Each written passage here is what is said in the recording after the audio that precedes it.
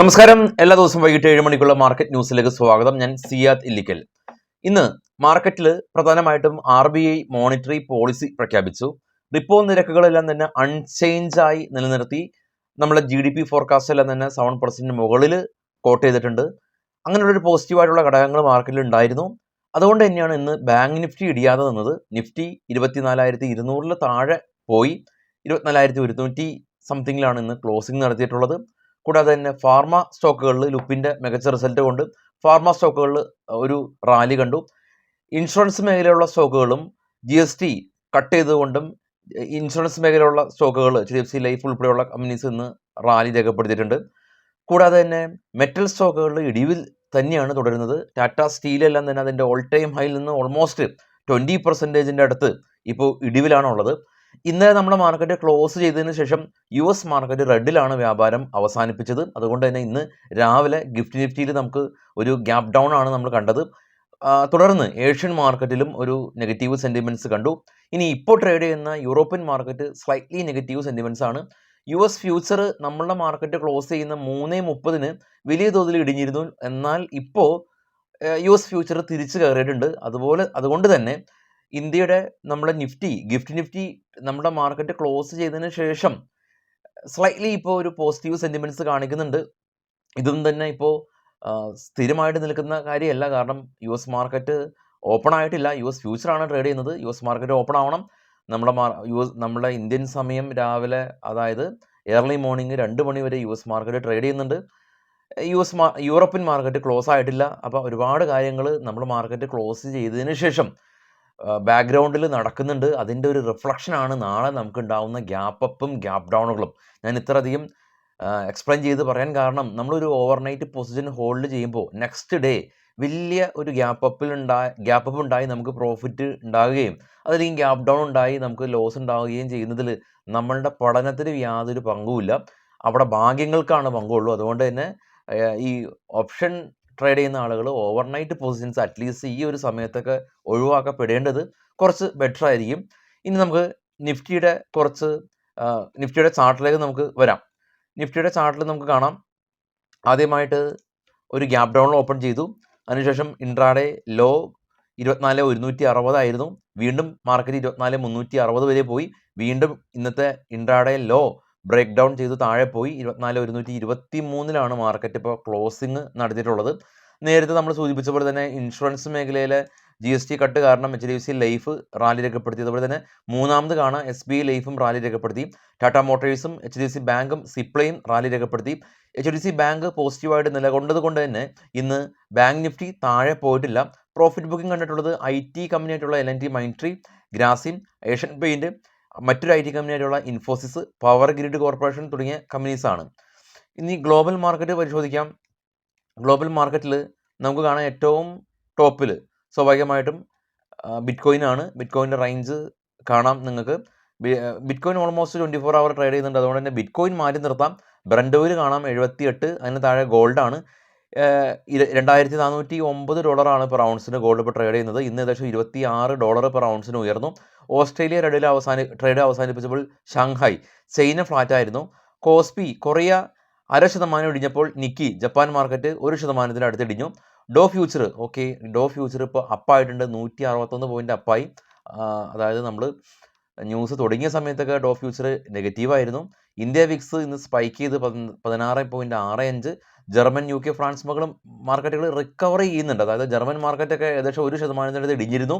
അപ്പോൾ ഇറാനിൽ നിന്ന് യുദ്ധം സംബന്ധിച്ചിട്ടുള്ള കാര്യങ്ങളിൽ ചെറിയൊരു അഴവൊക്കെ വന്നിട്ടുണ്ട്. അതുകൊണ്ടാണ് ഇപ്പോൾ ഡോ ഫ്യൂച്ചർ ഇപ്പോൾ തിരിച്ചു കയറുന്നത്. അതായത് ഒരുപാട് ആളുകൾ വളരെ പാനിക്കായിട്ടുള്ള ഒരു സിറ്റുവേഷനിലാണ് ഉണ്ടാവുക.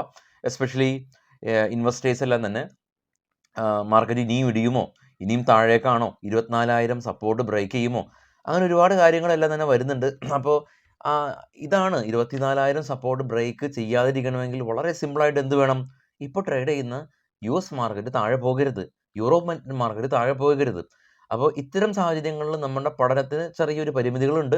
ഗ്ലോബൽ സെൻറ്റിമെൻറ്റ്സ് കൊണ്ടാണ് ഇന്ത്യൻ മാർക്കറ്റ് ഇടിയുന്നത്. അതുകൊണ്ട് തന്നെ ഗ്ലോബൽ സെൻറ്റിമെൻറ്റ്സ് എന്താണെന്ന് നമ്മൾ നോക്കണം. അതുകൊണ്ടാണ് നമ്മൾ ഈ ഗ്ലോബൽ മാർക്കറ്റ് അപ്ഡേറ്റ്സ് എല്ലാം തന്നെ വളരെ കീനായിട്ട് വാച്ച് ചെയ്യുകയും എല്ലാ ദിവസവും നമ്മൾ നമ്മുടെ ന്യൂസിൽ ഉൾപ്പെടുത്തുകയും ഗ്ലോബൽ ഈവൻറ്റുകൾ ഉൾപ്പെടുത്തുകയും ചെയ്യുന്ന ഒരു കാര്യം.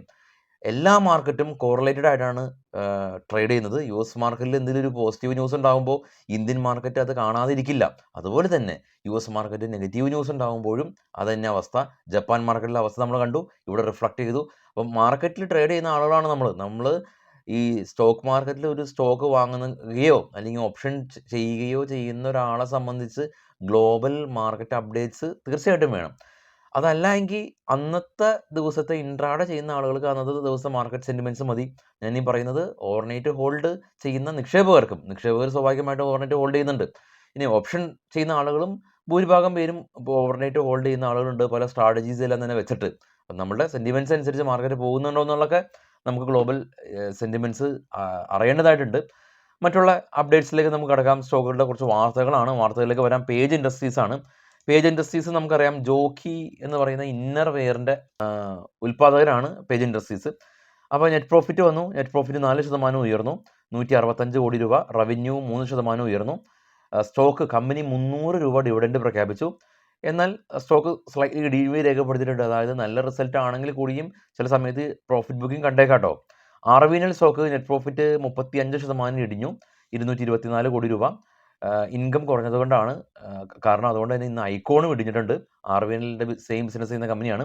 MRF ടയർ നിർമ്മാതാക്കളാണ്. നെറ്റ് പ്രോഫിറ്റ് 3% ഇടിഞ്ഞു, 571 കോടി രൂപ. എന്നാൽ റവന്യൂ 12% ഉയർന്നു. അതുകൊണ്ട് തന്നെ MRFന് ഇന്ന് പോസിറ്റീവ് സെൻറ്റിമെൻറ്റ്സ് ഉണ്ടായി. Astral company net profit flat ആയിരുന്നു, 120 കോടി രൂപ. റവന്യൂ ഉയർന്നിട്ടുണ്ട്. ആസ്ട്രൽ എന്ന് പറയുന്നത് ഈ വാട്ടർ ടാങ്ക്, ബാത്ത് വെയർ സെഗ്മെൻറ്റിൽ വർക്ക് ചെയ്യുന്ന ഒരു കമ്പനിയാണ് Astral. PCBL company net profit 8% ഉയർന്ന് 118 കോടി രൂപ. റവന്യൂ 59% ഉയർന്ന് 2144 കോടി രൂപ കരസ്ഥമാക്കി. ഫ്യൂഷൻ ഫിനാൻസ് മൈക്രോ കമ്പനിയാണ്. കമ്പനി ഏകദേശം IPOയിൽ എന്തായിരുന്നു അവരുടെ പ്രൈസ്, അതിനും താഴെ പോയിട്ടുണ്ട്. Q1 റിസൾട്ട് മോശമായതുകൊണ്ട് ഇന്നും ഏകദേശം ഒരു 10% ഇടിവ് രേഖപ്പെടുത്തി. ശക്തമായ ഒരു ഇടിവാണ് കമ്പനിയുടെ ഓൾ ടൈം ഹൈയിൽ നിന്ന് കമ്പനി രേഖപ്പെടുത്തിയത്. IPOയിലേക്ക് വരുമ്പോൾ ഫസ്റ്റ് ക്രൈ എന്ന് പറയുന്നത് കിഡ്സിൻ്റെ കാര്യങ്ങളെല്ലാം തന്നെ, ടോയ്സ് ഉൾപ്പെടെയുള്ള എല്ലാ കാര്യങ്ങളും സെല് ചെയ്യുന്ന കമ്പനിയാണ്. എല്ലാ സ്ഥലത്തും ഉണ്ട് ഇപ്പോൾ ഫസ്റ്റ് ക്രൈ. അപ്പോൾ അവരുടെ IPO 12 മടങ്ങ് ഓവർ സബ്സ്ക്രൈബ് ചെയ്തു. Unique commerce solution IPO 168 times over subscribe ചെയ്തിട്ടുണ്ട്. നല്ല കമ്പനിയുടെ IPOs ലോട്ടറി സിസ്റ്റമാണ്, കിട്ടാൻ സാധ്യത കുറവായിരിക്കാം. അപ്പോൾ ചില ആളുകൾ നല്ല കമ്പനിയുടെ IPOs 2, 3 ലോട്ട് അപ്ലൈ ചെയ്യും. അങ്ങനെ അപ്ലൈ ചെയ്തിട്ടൊരു കാര്യമില്ല. കിട്ടുകയാണെങ്കിൽ ഒറ്റ ലോട്ടാണ് കിട്ടുള്ളൂ. ഡിഫറെൻറ്റ് പാനിൽ അപ്ലൈ ചെയ്യൂ, അപ്പോൾ കിട്ടാനുള്ള സാധ്യതയുണ്ട്. ഡിഫറെൻറ്റ് പാൻ മീൻസ് ഡിഫറെൻറ്റ് വ്യക്തികളുടെ. Bharat forge company net profit 175 കോടി രൂപയിലേക്ക് ഇടിഞ്ഞു, 214 കോടി രൂപയിൽ നിന്ന്. എന്നാൽ കമ്പനിയുടെ പോസിറ്റീവ് ഔട്ട്ലുക്കാണ് കമ്പനി കൊണ്ടുവന്നിട്ടുള്ളത്. റവന്യൂ 147% ഉയർന്നു. കമ്പനിയുടെ ഓർഡർ ബുക്ക് 5400 കോടി രൂപ കരസ്ഥമാക്കി. ABB ഇന്ത്യ കമ്പനി 26 കോടി രൂപയിൽ നിന്ന് കമ്പനി 440 കോടി രൂപയിലേക്ക് പ്രോഫിറ്റ് ഉയർത്തി. TVS മോട്ടോഴ്സ് അവരുടെ TVS N-Torque 125cc പുതിയ കളർ വേരിയൻറ്റിലുള്ള പുതിയ വാഹനം അവർ ലോഞ്ച് ചെയ്തു. ടാറ്റ മോട്ടോഴ്സ് ഇന്ന് അപ്പായിട്ടുണ്ട്. പ്രധാനമായിട്ടും റേറ്റിംഗ് ഏജൻസി ആയിട്ടുള്ള മോഡീസ് ഇവരെ അപ്ഗ്രേഡ് ചെയ്തു. ലെമൺ ട്രീ ഹോട്ടൽ ബിസിനസ് ചെയ്യുന്ന കമ്പനിയാണ്. ഗുജറാത്തിൽ ഇവരുടെ പുതിയ ഹോട്ടൽ ഇവർ തുടർന്നു.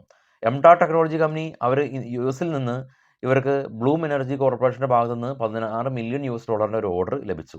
ഹീറോ മോട്ടോ കോർപ്പ് ഇവരുടെ ന്യൂഡൽഹിയിൽ ഇവരുടെ പുതിയ സ്റ്റോർ ഓപ്പൺ ചെയ്തു.